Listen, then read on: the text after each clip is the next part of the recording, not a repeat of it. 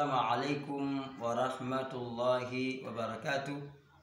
Alhamdulillahi rabbil alamin. Wassalatu wassalamu ala rasulillahil karim wa ala alihi wa ashabihi ajma'in wa ba'di. Wassalam.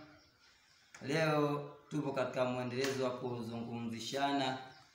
kukumbushana matumizi ya suratul Fatiha min qawasi suratul Fatiha, katika mambo ambayo yanahusika na suratul Fatiha.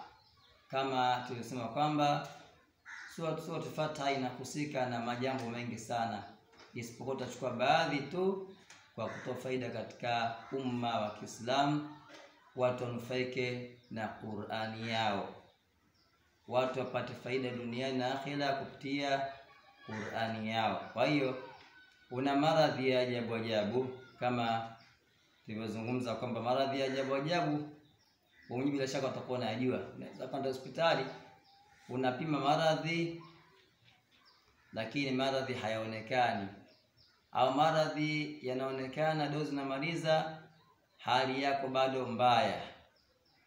Kadhalika mwanao ana maradhi, anakwenda hospitali, haonekani kama ana UTI wala typhoid wala malaria hana, isipokuwa anasumbuka mtoto. Sasa chukua ingine hii biidhnillah taala, itakusaidia na utawasaidia ndugu zetu wengine katika imani inshallah taala.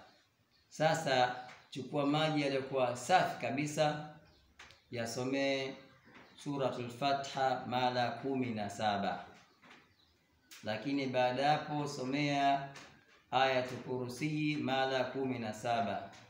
Baada hapo somea suratul Ikhlasi mara 17. Sasa haya maji yatakuwa shakamilika katika utaratibu wa kusomewa, bado katika kutumika.